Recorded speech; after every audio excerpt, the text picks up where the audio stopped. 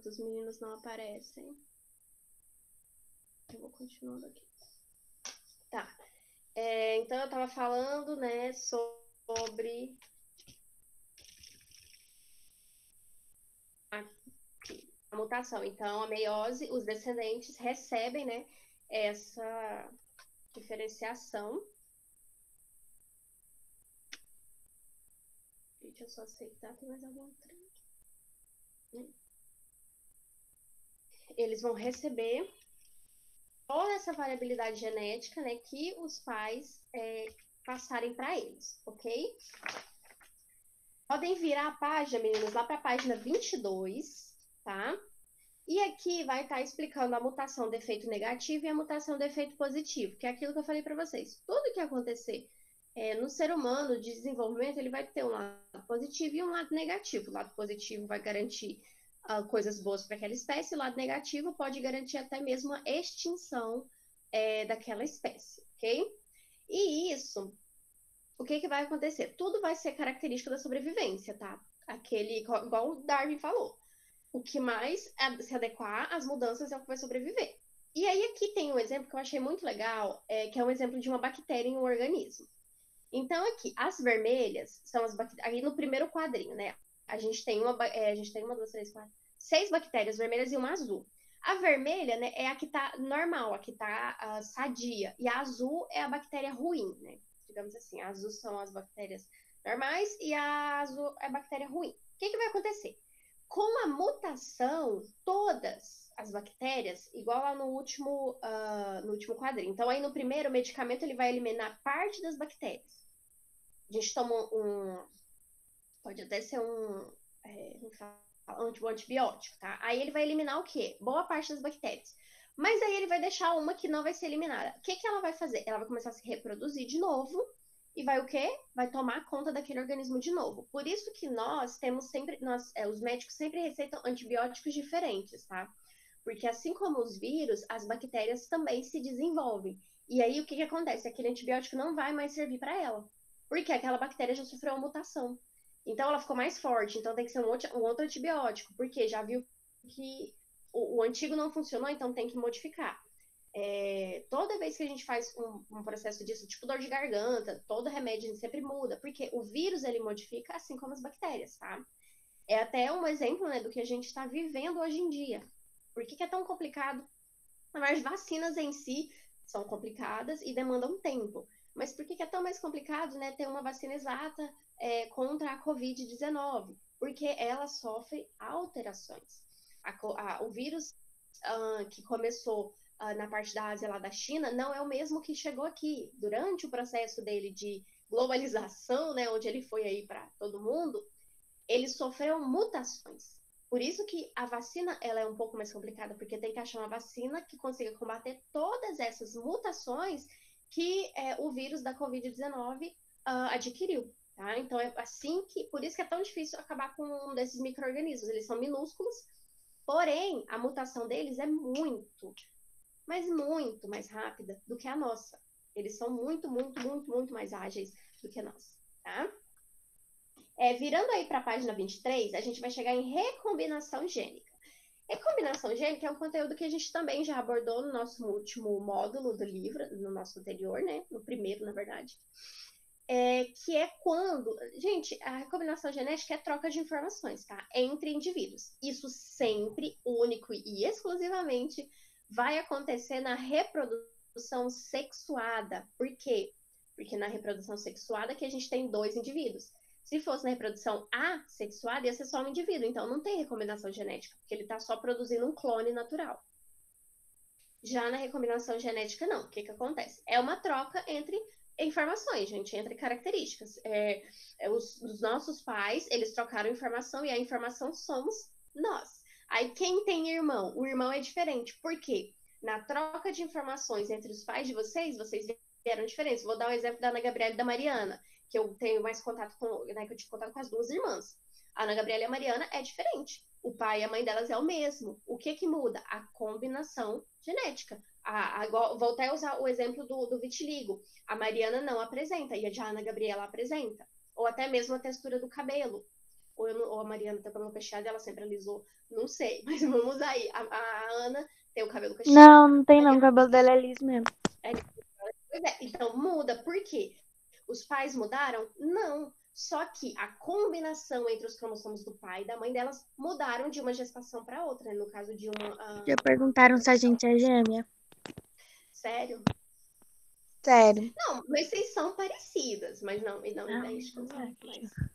Mas mas já perguntou, nossa, tava nós duas na loja do meu pai, a cliente chegou assim, nossa, vocês são gêmeas? Aí a gente falou assim, aham. você conta ou eu conto? Quase que eu falei com Você a tem. moça, a gente nem é da mesma família. Tô Meu brincando. Deus.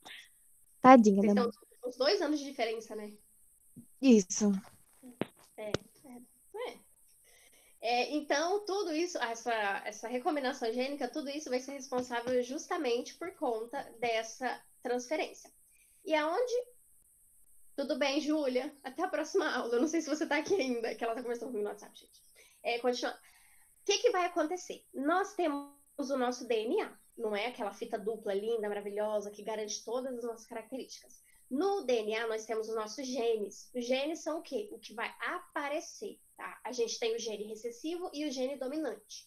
O dominante é o que aparece, o recessivo é o que fica coberto, tá?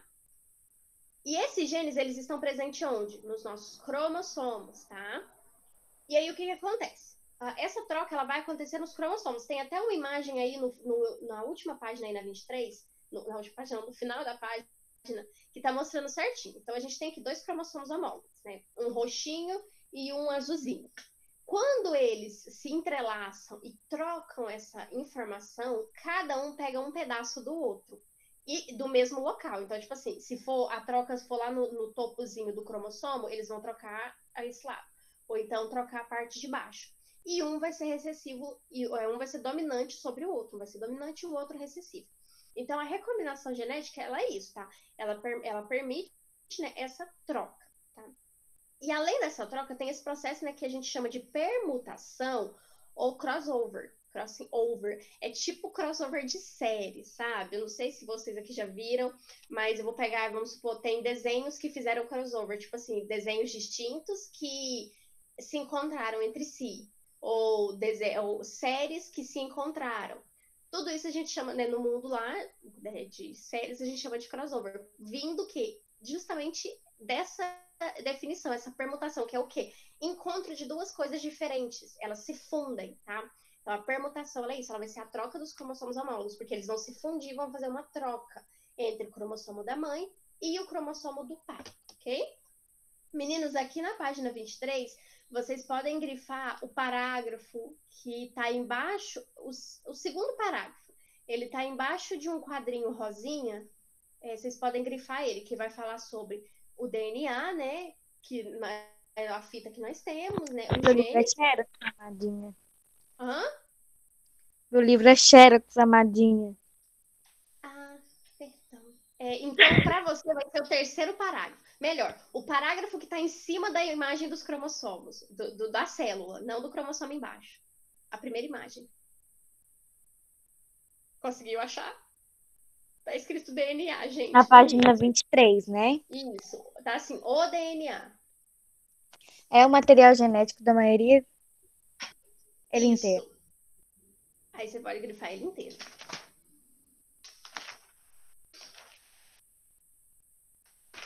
Gente, agora eu vou para a última parte, prometo, é a última mesmo, tá?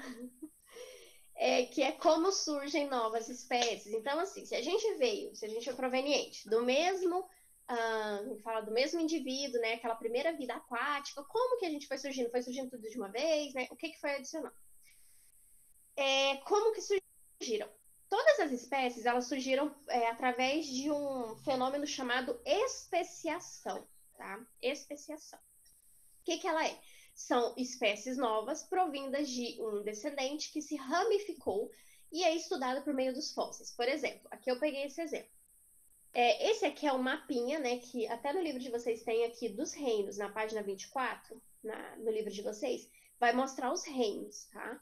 Os 5 reinos que todos os seres vivos são divididos. Então, a gente tem primeiro o reino Monera, que são as bactérias. Depois a gente tem o reino protista, dos protozoários, e aí deles proveio o reino animalia, o reino fungi e o reino plantário, tá? Então, plantas, fungos e os animais, todos os animais que existem, tá? Porém, todos foram provenientes do reino Monera, que é o que eu falei, aquela primeira bactéria aquática que se desenvolveu na atmosfera primitiva.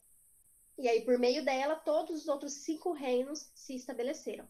Primeiro por protozoários e depois foram divididos entre fungos, plantas e animais, tá? E aí, esses animais, assim como as plantas, a grade evolutiva das plantas são briófitas, pteridófitas, gimnospermas e angiospermas. Então, primeiro musgo, depois arbustos, depois plantas, árvores com sementes e, por último, árvores com flores e frutos. Tá? Então, tudo isso é o nível de evolução. Nos seres humanos é um pouco mais complexo, porque a gente tem peixes, mamíferos, herbívoros, a gente tem insetos, nós temos aracnídeos, e dentro dos mamíferos a gente ainda tem mamífero ovíparo, a gente tem as aves, a gente tem répteis, nós temos muitos animais. E isso foi desenvolvendo através aqui, ó. Nossa, primeiro os vertebrados, aí dos vertebrados vieram os peixes cartilaginosos. Depois, esqueleto ósseo. Aí veio os peixes pulmonados. Até então, os peixes respiravam só por brânquias. Depois que foram aparecer os peixes com pulmões. Aí depois foi aparecendo o quê? 4 membros. E vieram os anfíbios. Depois, ovo amniótico.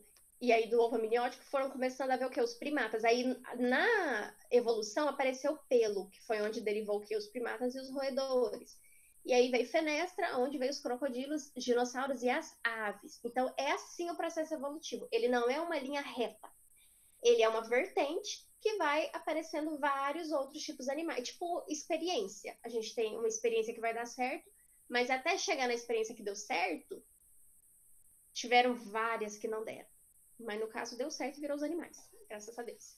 Então a especiação é isso, novas espécies provindas de um antepassado, de um passado em comum, né, um ancestral em comum, que vão garantir descendentes através dessa ramificação, ok? E tudo isso ele é estudado através dos fósseis, é por isso que o estudo dos fósseis é tão importante para o desenvolvimento da ciência, ok? Aí onde fala sobre a especiação, gente, está na página 25 do livro de vocês. O primeiro parágrafo, vocês podem grifar ele todo, ok?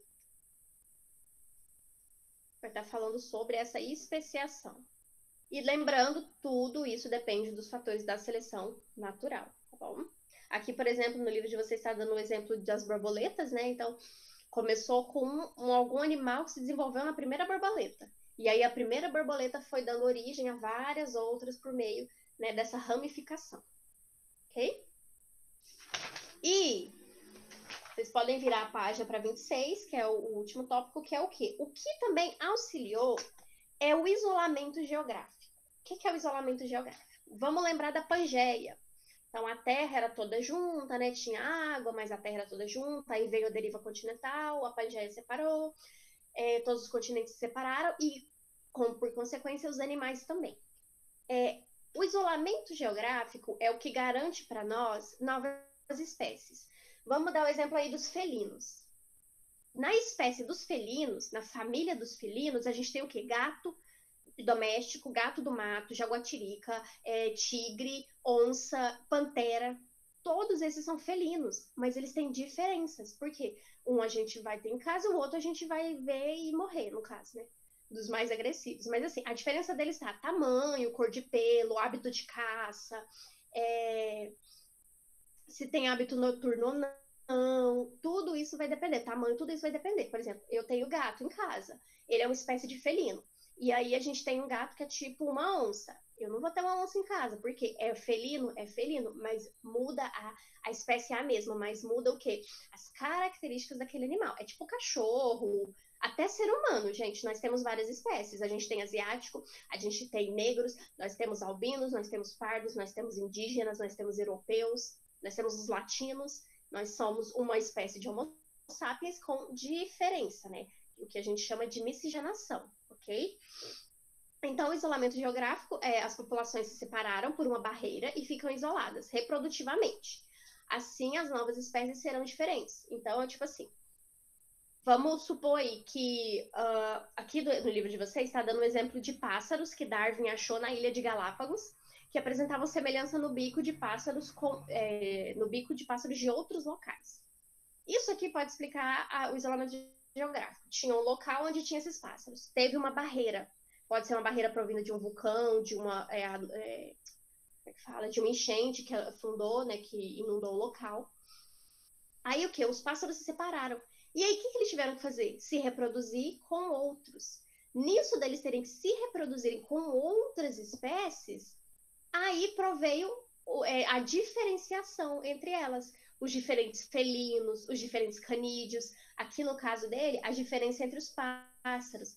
Eles apresentavam o bico, aqui né, tem 4 bicos.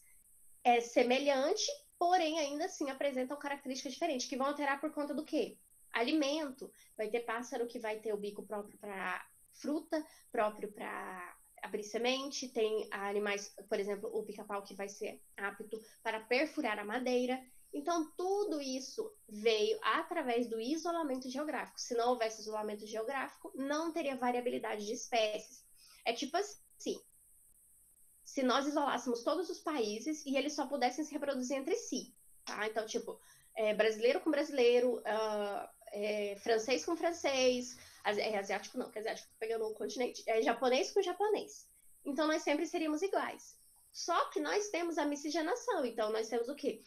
Nós temos coreanos que namoram norte-americanos, nós temos alemães que namoram africanos, e nisso vai garantir o quê? A cultura mista, né? Que eles chamam de mestiço. Vai garantir pessoas mestiças, e assim criando uma nova espécie, uma nova etapa de compartilhamento de espécies. Meninos, alguma dúvida até aqui? Meninos? Ana Gabriela, Linda, Maria, Guto, alguma dúvida? Tudo ok. Certinho? Uhum. Por que seu nome tá Carolina, Carolina? Porque o Jorge que fez e parece que... Carolina, Carolina, gostei.